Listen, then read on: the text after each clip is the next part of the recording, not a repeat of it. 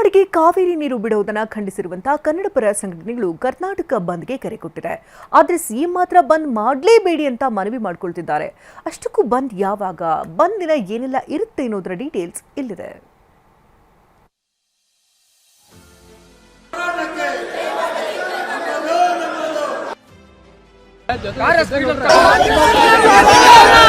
ಅಖಂಡ ಕರ್ನಾಟಕ ಬಂದ್ ಆಗಸ್ಟ್ 13ಕ್ಕೆ ಅಖಂಡ ಕರ್ನಾಟಕ ಬಂದ್.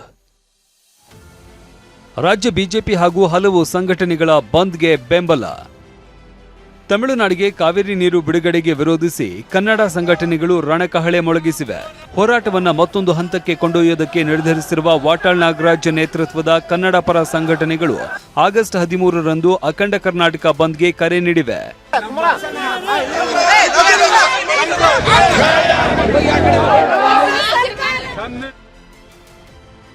ಆಗಸ್ಟ್ 13ಕ್ಕೆ 6 ಗಂಟೆಯಿಂದ ಎಲ್ಲ ಬಂದ್, ಅಗತ್ಯ ಸೇವೆ ಮಾತ್ರ ಲಭ್ಯ. ರಾಜ್ಯದ ಜನತೆಯ ಪರವಾಗಿ ಆಗಸ್ಟ್ 13ರಂದು ಬೆಳಗ್ಗೆ 6ರಿಂದ ಸಂಜೆ 6 ಗಂಟೆವರೆಗೆ ರಾಜ್ಯಾದ್ಯಂತ ಬಂದ್ ನಡೆಯಲಿದೆ. ಆಸ್ಪತ್ರೆ, ಔಷಧಿ, ಹಾಲು, ಪೇಪರ್ ಹೀಗೆ ಅಗತ್ಯ ಸೇವೆ ಬಿಟ್ಟು ಉಳಿದೆಲ್ಲವೂ ಸಂಪೂರ್ಣವಾಗಿ ಬಂದ್ ಆಗಿರಲಿದೆ. ಪುರಭವನದಿಂದ ಫ್ರೀಡಂ ಪಾರ್ಕ್ ವರೆಗೆ ಬೃಹತ್ ಜಾಥಾ ನಡೆಸಲಾಗುವುದು ಅಂತ ವಾಟಾಳ್ ನಾಗರಾಜ್ ತಿಳಿಸಿದ್ದಾರೆ. ಎಲ್ಲ ನಾಗರಿಕರಿಗೆ ಕೈ ಮುಗಿದು ಬೇಡುತ್ತಿದ್ದೇನೆ. ಹೋಟೆಲ್ ಸಂಘದವರು, ಚಾಲಕ ಸಂಘದವರು, ಅಸಂಘಟಿತ ಕಾರ್ಮಿಕ ಸಂಘಟನೆಗಳು, ಚಿತ್ರರಂಗ ಸೇರಿದಂತೆ ಎಲ್ಲ ವಲಯದವರು ಸ್ಪಂದಿಸಬೇಕು. ನೈತಿಕ ಬೆಂಬಲ ಎನ್ನುವುದನ್ನು ಬಿಟ್ಟು ಸಕ್ರಿಯವಾಗಿ ಬಂದ್ಗೆ ಎಲ್ಲರೂ ಬೆಂಬಲ ನೀಡಬೇಕು ಅಂತ ಅವರು ಮನವಿ ಮಾಡಿದ್ದಾರೆ.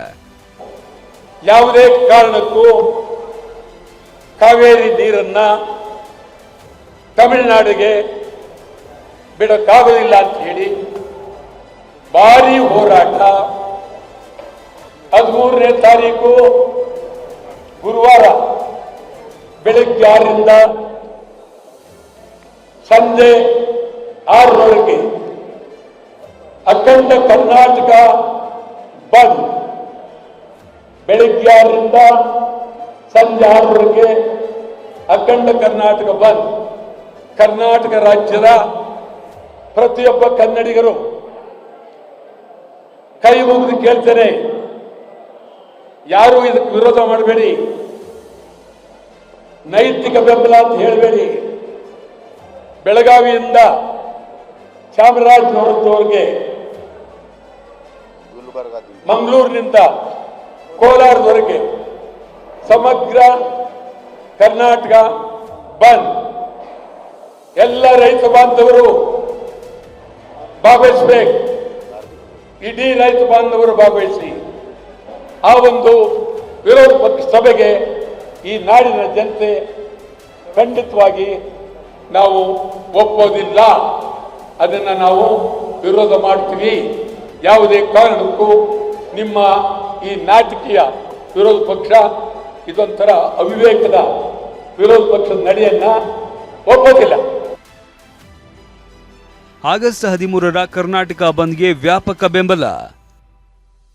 ತಮಿಳುನಾಡಿಗೆ ಕಾವೇರಿ ನೀರು ಬಿಡುಗಡೆಗೆ ವಿರೋಧಿಸಿ ಕರೆ ನೀಡಿರುವ ಕರ್ನಾಟಕ ಬಂದ್ಗೆ ವ್ಯಾಪಕ ಬೆಂಬಲ ವ್ಯಕ್ತವಾಗಿದೆ. ಆಗಸ್ಟ್ 13ಕ್ಕೆ ಕರ್ನಾಟಕ ಬಂದ್. ಕರ್ನಾಟಕ ಬಂದ್ಗೆ ಯಾರೆಲ್ಲ ಬೆಂಬಲ ಸೂಚಿಸ್ತಾ ಇದ್ದಾರೆ ಅಂತ ನೋಡೋದಾದ್ರೆ, ಕರ್ನಾಟಕ ಬಿಜೆಪಿ, ಖಾಸಗಿ ಶಾಲಾ ಒಕ್ಕೂಟಗಳ ಕ್ಯಾಂಪ್ಸ್ ಮತ್ತು ರುಪ್ಸಾ, ಕರ್ನಾಟಕ ಚಲನಚಿತ್ರ ವಾಣಿಜ್ಯ ಮಂಡಳಿ, ಲಾರಿ ಮಾಲೀಕರು ಮತ್ತು ಚಾಲಕರ ಸಂಘ, 1600ಕ್ಕೂ ಹೆಚ್ಚು ಕನ್ನಡ ಪರ ಸಂಘಟನೆಗಳು, 1000ಕ್ಕೂ ಹೆಚ್ಚು ಸ್ಥಳೀಯ ಸಂಘಟನೆಗಳು, ರೈತ ಸಂಘಟನೆಗಳು, ಆಟೋ ಚಾಲಕರ ಸಂಘಟನೆಗಳು, ಓಲಾ ಮತ್ತು ಊಬರ್ ಸಂಘಟನೆಗಳು, ಕಾರ್ಮಿಕರ ಸಂಘಟನೆಗಳು, ಬೀದಿ ಬದಿ ವ್ಯಾಪಾರಿಗಳ ಸಂಘ ಬಂದ್ಗೆ ಬೆಂಬಲ ಸೂಚಿಸಿದೆ. ಬೆಳಿಗ್ಗೆ 6ರಿಂದ ಸಂಜೆ 6 ತನಕ ಸಂಪೂರ್ಣ ಬಂದ್ ಆಗುತ್ತೆ. ಕರ್ನಾಟಕ ಸ್ತಬ್ಧ ಆಗುತ್ತೆ. ಯಾರು ಕೇಳಲಿರದ ರೀತಿಯಲ್ಲಿ ಬಂದಾಗುತ್ತೆ. ಇದು ಕಾವೇರಿ ಜೀವ ನದಿಯ ವಿಷಯದಲ್ಲಿ ಯಾವುದೇ ಮುಲಾಜಿಲ್ಲ. ನಾಡಿನ ಸಮಸ್ಯೆ ಇದನ್ನ ಎಲ್ರಿಗೂ ಗೊತ್ತಿದೆ. ಅವರವರ ಜವಾಬ್ದಾರಿ. ಇವತ್ತು ನೀವು ಆ ಜವಾಬ್ದಾರಿ ಉಳಿಸ್ಕೊಂಡ್ರೆ ಜನ ನಿಮ್ಮನ್ನ ಯಾವ ಮಟ್ಟಕ್ಕೆ ಕರ್ಕೊಂಡು ಹೋಗ್ತಾರೆ. ಎಲ್ಲ ಕಲಾವಿದರು ಕೂಡ ಈ ಒಂದು ಹೋರಾಟದಲ್ಲಿ ಭಾಗವಹಿಸ್ತಾರೆ. ಎರಡು ಮಾತಿಲ್ಲ. ಪ್ರತಿ ಒಬ್ರು ಅಂದ್ರೆ ಅವತ್ತು ಇಡೀ ಚಿತ್ರೋದ್ಯಮ ಅವತ್ತು ನಮ್ಮ ಜೊತೆಗೆ ಇರುತ್ತೆ. ಯಾವುದೇ ಚಿತ್ರಮಂದಿರ ಆಗಲಿ ಮತ್ತೊಂದಾಗಲಿ ಯಾವುದೂ ಕೂಡ ಓಪನ್ ಇರೋದಿಲ್ಲ, ಯಾವುದೇ ಚಿತ್ರೀಕರಣ ಇರೋದಿಲ್ಲ. ಆ ಬಲವಾದ ಭರವಸೆ ನನಗಿದೆ. ವಾಟಾಳ್ ನಾಗರಾಜ್ ಅವರು ಏನು ಒಂದು ತೀರ್ಮಾನ ತಗೋತೋ ಅದಕ್ಕೆಲ್ಲ ನಾವು ಬದ್ಧರಾಗಿದ್ದೀವಿ. ಅವ್ರ ಜೊತೆಯಲ್ಲೇ ನಾವು ಕೈ ಜೋಡಿಸುವಂಥ ಕೆಲಸವನ್ನು ಮಾಡ್ತೀವಿ.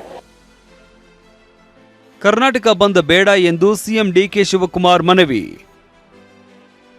ನಾಳೆ ಸರ್ವಪಕ್ಷಗಳ ಜೊತೆ ಸಭೆ, ಸಿಎಂ ವಿಜಯ್ ಜೊತೆ ಮೀಟಿಂಗ್ ರದ್ದು. ನಾವು ತಮಿಳುನಾಡಿಗೆ ನೀರು ಬಿಟ್ಟಿಲ್ಲ ಅಂತ ಹೇಳಿರುವ ಸಿಎಂ ಮುಂದಿನ ಕಾನೂನು ಹೋರಾಟದ ಬಗ್ಗೆ ಚರ್ಚಿಸುವುದಕ್ಕೆ ಭಾನುವಾರ ಸರ್ವಪಕ್ಷಗಳ ಸಭೆ ಕರೆದಿದ್ದಾರೆ. ಅಲ್ಲದೆ ತೀವ್ರ ವಿರೋಧದ ಹಿನ್ನೆಲೆ ನಾಳೆ ವಿಧಾನಸೌಧದಲ್ಲಿ ತಮಿಳುನಾಡು ಸಿಎಂ ಜೊತೆ ನಡೀಬೇಕಾಗಿದ್ದ ಸಭೆಯನ್ನ ಕ್ಯಾನ್ಸಲ್ ಮಾಡಿದ್ದಾರೆ. ಕರ್ನಾಟಕ ಬಂದ್ ಕೈ ಬಿಡುವಂತೆ ಕರ್ನಾಟಕ ಸಂಘಟನೆಗಳಿಗೆ ಮನವಿ ಮಾಡಿದ್ದಾರೆ. 13ನೇ ತಾರೀಕು ಬಂದು ಕೂಡ ಅಂತ ಮಾತು ಕೂಡ ನಾನು ಕೇಳ್ತಾ ಇದ್ದೀನಿ, ನಾನು ರಿಕ್ವೆಸ್ಟ್ ಮಾಡ್ತಾ ಇದ್ದೀನಿ.